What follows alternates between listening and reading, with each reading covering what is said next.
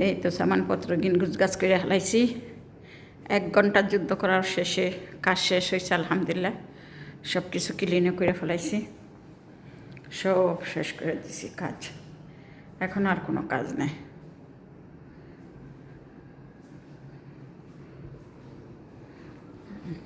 এগুলো সব মিশা ফেলাইছি। এটা হলো আমার পেঁয়াজ মরিচ কাটি বৈশা বৈশা টেবিলে।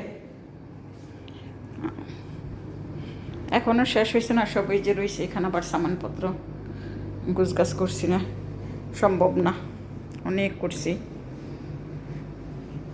পরে আর ভাল লাগলো না।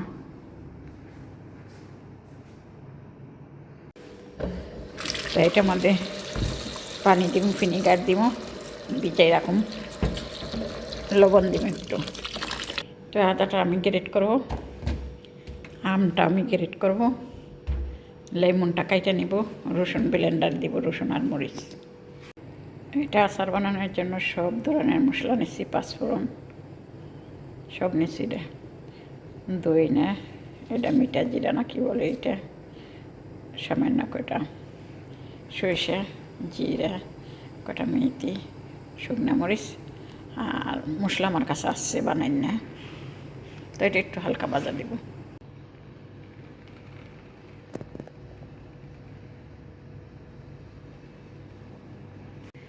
বিসমিল্লাহির রহমানির রহিম। আসসালামু আলাইকুম আমার ভাইয়া ও আপুরা, তোমরা কেমন আছো? আশা রাখি ভালো আছো। আমি এদিকে ভালো আছি আলহামদুলিল্লাহ। আমি আবারও তোমাদের মাঝে চলে আসলাম ছোট্ট একটা ভিডিও নিয়ে। তো আজকে আমি একটা আচার বানানোর জন্য প্রস্তুতি নিছি। তো দেখি আচারটা কেমন হয়। এই দেশে যে সব ধরনের আচারই পাওয়া যায়, করল্লার আচার পাওয়া যায়, ফুলকপির আচার পাওয়া যায়, চিংড়ি মাছের আচার পাওয়া যায়, এমনি সব কিছু আনাজপাতির আচার আছে। তো আজকে আমি বাসায় ট্রাই করব। তো আচারগুলি খুব খাইতে স্বাদ, আমাদের মাঝে মধ্যে কিনে আনে মার্কেট থেকে। তো আমি চাই আজকে নিজের হাতে বানাই, দেখি ট্রাই করে কেমন হয়। তো আশা রাখি আচারটা অনেকই স্বাদ এবং টেস্টিকর, খুবই লোভনীয় হয়। আপনারা ট্রাই করে দেখতে পারেন যে না করছেন। তো এটার জন্য আমি গাজর কাইটা নিছি, ফুলকপি কাইটা নিছি, লেমন নিছি, এটা আদা গ্রেট করে নিছি, এটা আম নিছি, কাঁচা আম, এটা ফুলকপি, এটা রসুন আর কাঁচামরিচটা ব্লেন্ডারে করে নিছি।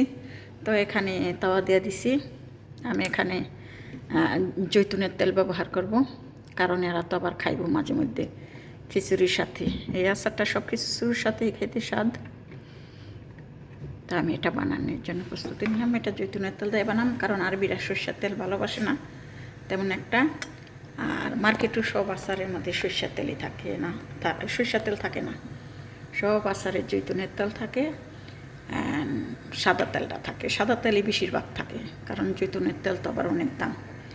এর জন্য আমার খুব সম্ভবত জৈতুনের তেল তো অনেক দাম, কারণ এই দেশে তো বানায় না, এগুলো তো বাহিরের রাষ্ট্র থেকে আসে।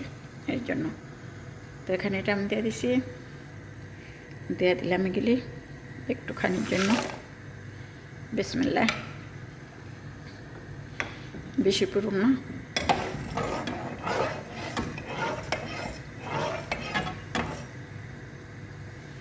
তো খিচুড়ির সাথে যে কোনো সাথে তরকারি না হলে ওই আচারটা দিয়ে খাওয়ানো যায়, কারণ মাঝে মধ্যে আমার তরকারি থাকে না, আবার রান্না করি না আলসি করে, তখন আবার এটা খায় দেখি। তো আমি বাহিরে থেকে মশলা দিন না বেশি, মশলা তো বানাইছে আচার, এটার মধ্যে দিয়ে দেবো, কারণ ফুলকপি তো। ফুলকপিটা প্রথমত আমি বিসমিল্লাহির রহমানির রহিম,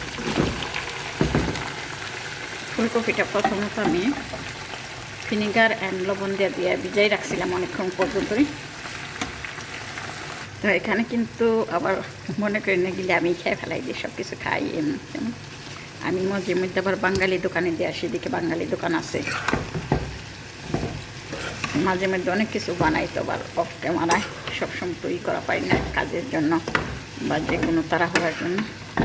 এখানে বাঙালি দোকানে ছোটো বেড়া দিয়ে আসি, যে ট্রাই করে দেখবার করবেন আপনার লোক করে। যদি নেয় তাহলে আমি একদিন বানাই দেবো, অর্ধেকে লাভ। তো এখানে দিয়ে দিব হলুদ,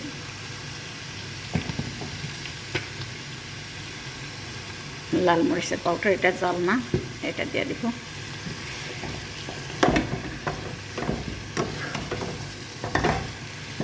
এটা বেশি সিদ্ধ করুন না।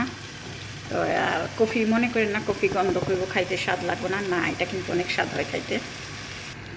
মাশাল্লাহ, অনেক বাসনা চড়ছে গরবইরা।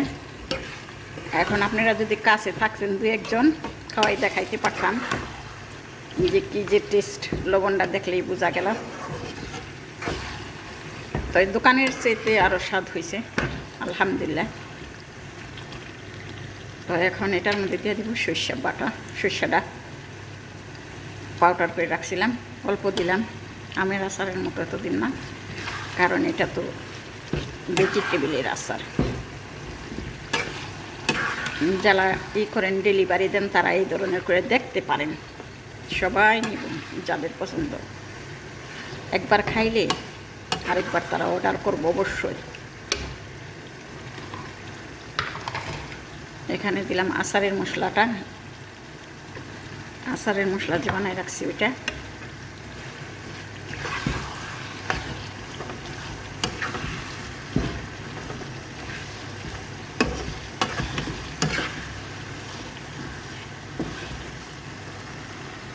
এরকম একটা আচার করে থাকলে তরকারি না থাকলেও চলে সময়কালে। মার্কেটের আচার গেলতে কিন্তু অনেক ভিনিগার থাকে,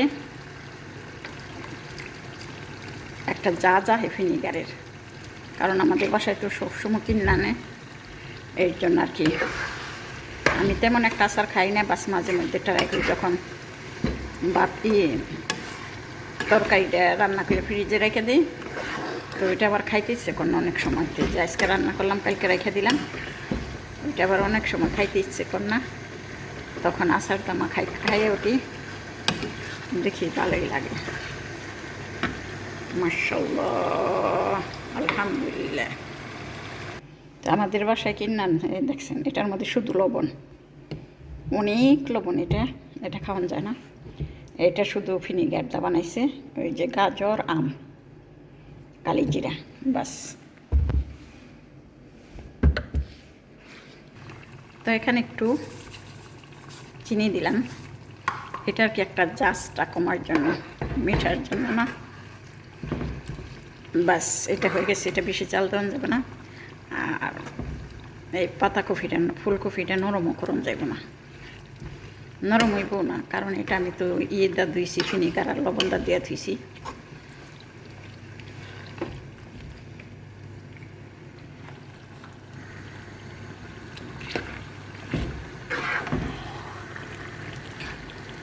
আর একটু লবণ লাগবো, তো তখন তো বিট লবণ দিছি, এখন একটু আদি লবণ দিয়ে দিলাম, নর্মালি লবণ।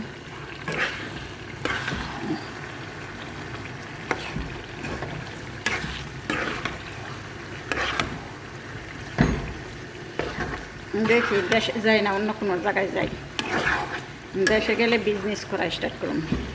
এখানে করণ যায় বুঝছেন, তারপর পরের কাজ রাইখা করতে চাই না, কারণ এরা আমার হাতের উপর মানা দিছে, এরা কোনো কিছু করতে পারে না, এর মা অসুস্থ, এরা চাকরি করে, ডিউটি করে, আমি পারি করবার লিগে, তো করুন না, কেননা আমানা খেয়ানা করুন ভালো না, কিন্তু আমাদের জিনিস দেখাশোনা না থেকে ওদের অনেক কাজ করে। এই তো হয়ে গেছে আলহামদুলিল্লাহ, আলহামদুলিল্লাহ সেরকম হয়েছে। তো এটা হয়ে গেছে, এখানে ফ্যামিলি আছে অনেক, যদি একবার খবর পাই কিনবো, বাস বেচলে তো নিম্নে 50 টাকা যাইবই আচারটা, কারণ হাতে বানাই না তো, আরও নিব, আমি বেচবো না, আমি দিয়া দিব কাউর 2-3 জন রে, 4 জন রে, অনেকগুলো আচার এখানে, বড় বড় বড় বড় করা, এটা অনেকগুলো আচার হয়েছে। এই তো আলহামদুলিল্লাহ।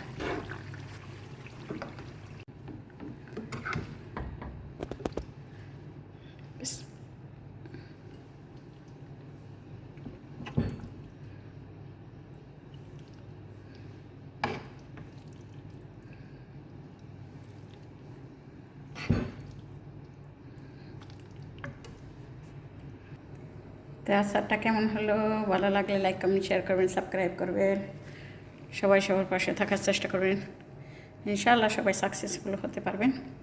খুবই সুন্দর হয়েছে আচার। আমি সবসময় বলি আমার ক্যামেরা ভালো না তেমন একটা, এর জন্য সুন্দর দেখা যায় না। খুব খুব সুন্দর হয়েছে, কালারও অনেক সুন্দর হয়েছে। আর এটাকে আমার একটা সূর্যের আলোর সাথে আছে, সূর্য নেমে গেলে এটা নেমে যায় আস্তে আস্তে, এর জন্য। তো আজকের মতো এখানে শেষ করলাম। আল্লাহ হাফিজ, সালামা, বাই। সবাই ভালো থাকবেন। তো এই যে ফুলকপিটা কিন্তু সিদ্ধ হয়েছে না, এইটা থাকতে থাকতে সিদ্ধ হয়ে যাবে, নরম হয়ে যাব। যেভাবে আর কি মার্কেটে বানায় ওরকম করে আর কি বানাইছি আমি।